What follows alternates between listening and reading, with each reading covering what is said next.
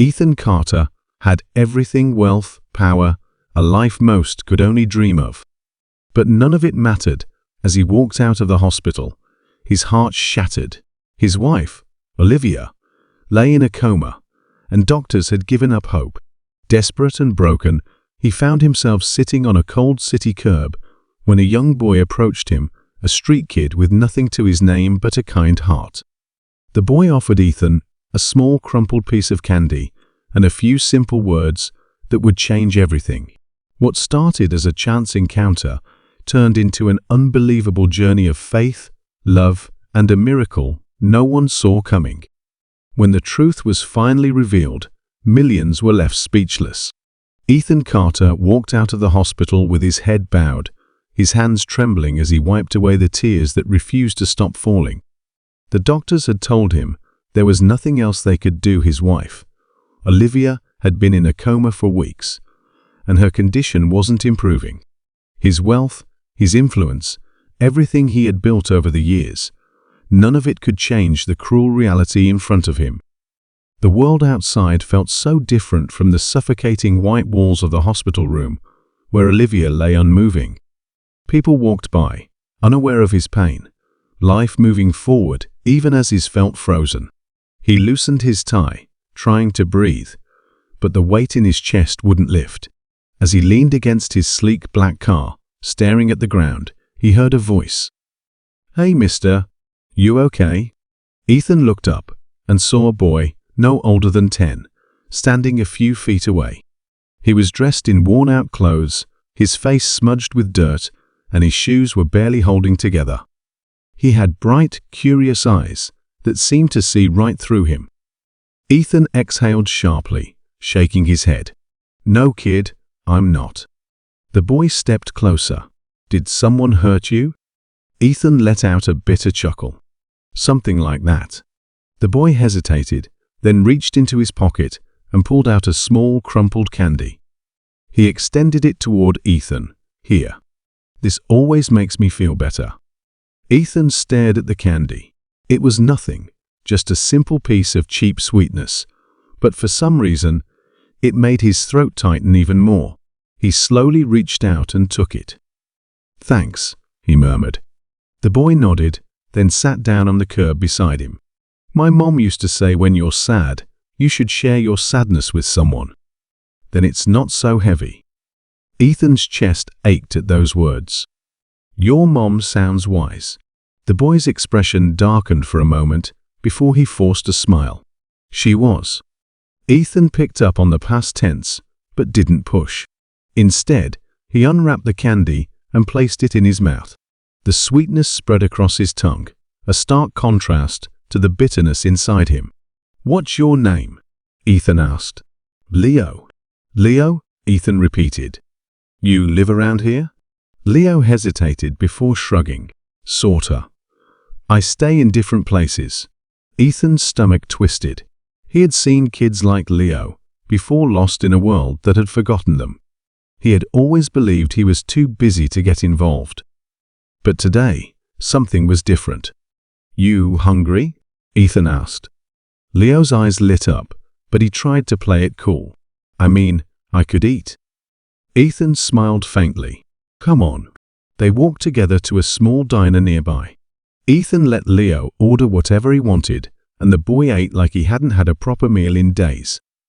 As they sat there, Leo talked about his life, how he had been living on the streets since his mother passed away, how he avoided shelters because he didn't like how people looked at him with pity. Ethan listened, truly listened, for the first time in a long time. "You remind me of someone," Ethan said quietly. "Who?" "My wife." Leo tilted his head. "She homeless too?" Ethan chuckled despite himself. "No, but she had your kind of heart, always trying to help people, even when she was the one hurting." Leo nodded slowly. "She's in the hospital, huh?" Ethan swallowed hard. "Yeah, coma. The doctors, they don't think she'll wake up." Leo frowned, then reached into his pocket again. He pulled out a small folded piece of paper and placed it on the table. "What's this?" Ethan asked. "A prayer." My mom used to write them for me when things got really bad. She said, prayers have power, even if you don't believe in them.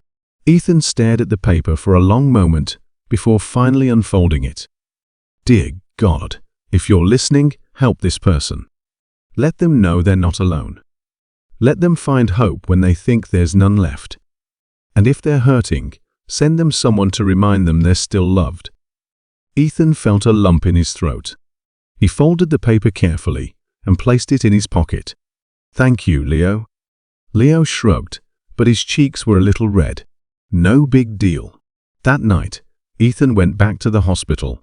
He sat beside Olivia's bed, holding her hand, and for the first time in weeks, he didn't feel completely alone. Days passed, and Ethan kept seeing Leo.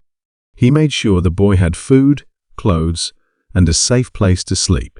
And in return, Leo gave him something he hadn't had in a long time: purpose. Then one evening, everything changed.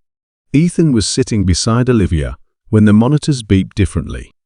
Nurses rushed in, checking her vitals, whispering urgently. And then, the miracle happened. Her fingers twitched. Ethan shot to his feet. Olivia? Her eyelids fluttered, her lips parted slightly, and then her eyes opened. Tears streamed down Ethan's face as he grabbed her hand. You're awake, he choked out. She blinked slowly, taking in her surroundings. Ethan, her voice was weak, but filled with something he hadn't heard in so long. Life. The doctors called it a miracle. Ethan knew better. That night, he found Leo on the same street corner. She woke up, Ethan said, his voice thick with emotion. Leo grinned. Told your prayers work. Ethan crouched down to the boy's level. I want to help you, Leo. I want to give you a home, a family, but only if you want that too. Leo looked up at him, his eyes shining. You serious? Ethan took a deep breath, his eyes filled with determination. Yeah, I lost so much time with Olivia. I don't want to waste another second not helping someone who deserves it. He glanced down at the small tattered note in his hand, the one the boy had given him before disappearing into the night. It wasn't much, just a few words scribbled in shaky handwriting. Thank you for seeing me. But those words carried a weight Ethan hadn't felt in years. He had spent so long drowning in his own pain, consumed by grief and regret. But now, for the first time in what felt like forever, he had a purpose beyond sorrow. The boy had no one, just like Ethan had felt when Olivia slipped into her coma. Maybe fate had brought them together for a reason. With a firm nod to himself, Ethan picked up his phone and dialed a number. I need to find him, he said. I can't let him slip away. For the first time in a long time, Leo let himself hope. And for the first time in a long time, Ethan Carter knew